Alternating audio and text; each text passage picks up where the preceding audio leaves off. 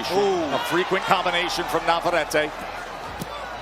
There it is again, that time. Chopping down with the right hand after that exchange, trying to come in with that sweeping left hand against the shorter man. I was not out, so he has to re-examine what he's saying.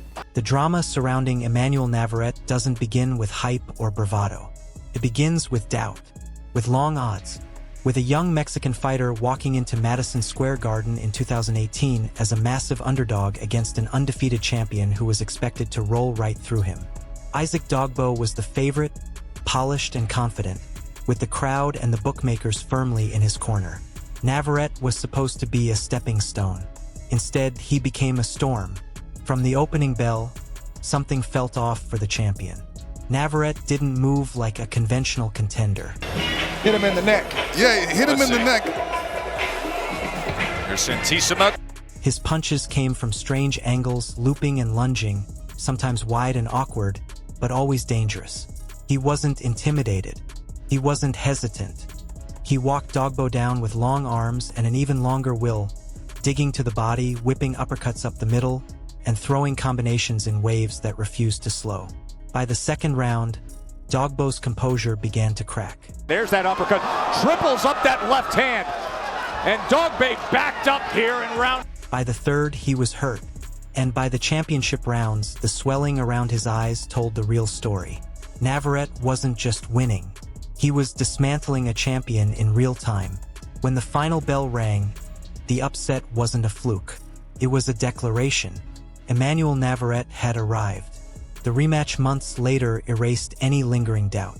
If the first fight shocked the world, the second left no room for argument. Navarrete was bigger, sharper, more confident. Dogbo tried to adjust, tried to reclaim the belt that had defined him, but the outcome felt inevitable. The pressure was relentless. The uppercuts were cruel. The body shots drained whatever resistance remained. By the 12th round, pride was all that held Dogbo upright. Coming up, yeah, he gets him right in the neck and the side of the head. Clean So shot. by far... And even that couldn't last forever. The towel came in. Navarrete stood tall, still champion, having broken not just a fighter, but the narrative that he was a one-night wonder. And he didn't slow down. While most champions defend their belts once or twice a year, Navarrete fought like a man racing against time. Title defenses piled up. Opponents changed. The result stayed the same.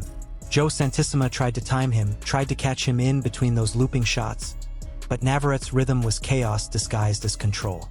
He injured his right thumb mid-fight and simply adapted, switching angles, relying on volume and instinct. When he smelled weakness in the 11th, he poured it on until the referee had no choice but to step in. It wasn't just about power.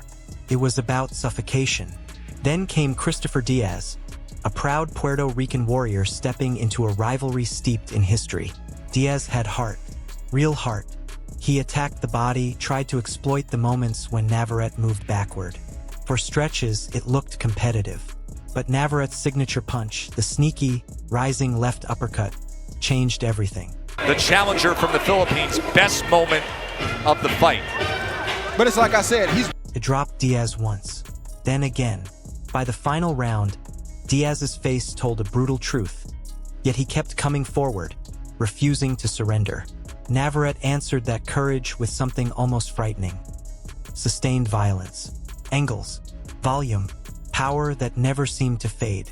The stoppage came late, merciful in its timing.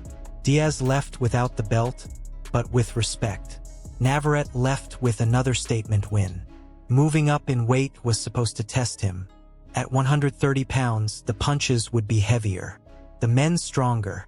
Liam Wilson proved that immediately, scoring the first knockdown of Navarrete's career. For a split second, the aura cracked.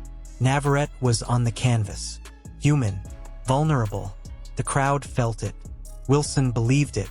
But monsters don't panic. They adjust. Navarrete dug to the body. He pressed forward through blood and fatigue. Round by round, he reclaimed control, breaking Wilson down with thudding hooks to the ribs and relentless combinations upstairs. By the 9th, the tide had completely turned. Wilson was trapped under a barrage, battered and fading as Navarrete unleashed everything he had left.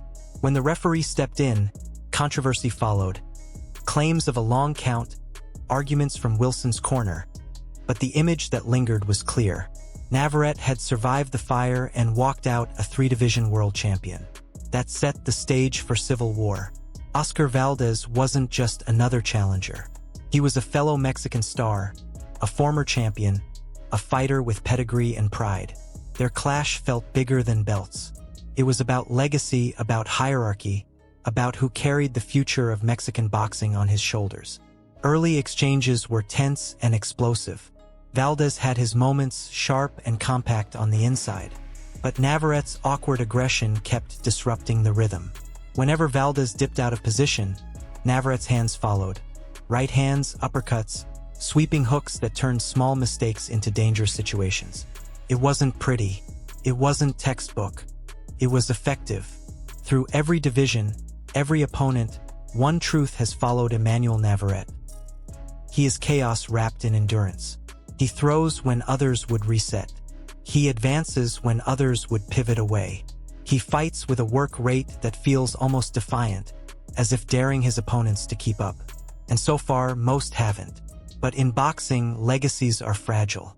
Dominance invites challengers. And somewhere, whether it's a fellow Mexican champion or a pound-for-pound king like Naoya Inoue, there's always the question hanging in the air. Can Navarrete's unorthodox fury break a monster? Or is there someone out there built to tame him? Because history in this sport changes in a single round. One punch, one mistake. Navarrete has built his name on breaking others down piece by piece. The only question now is whether anyone can do the same to him.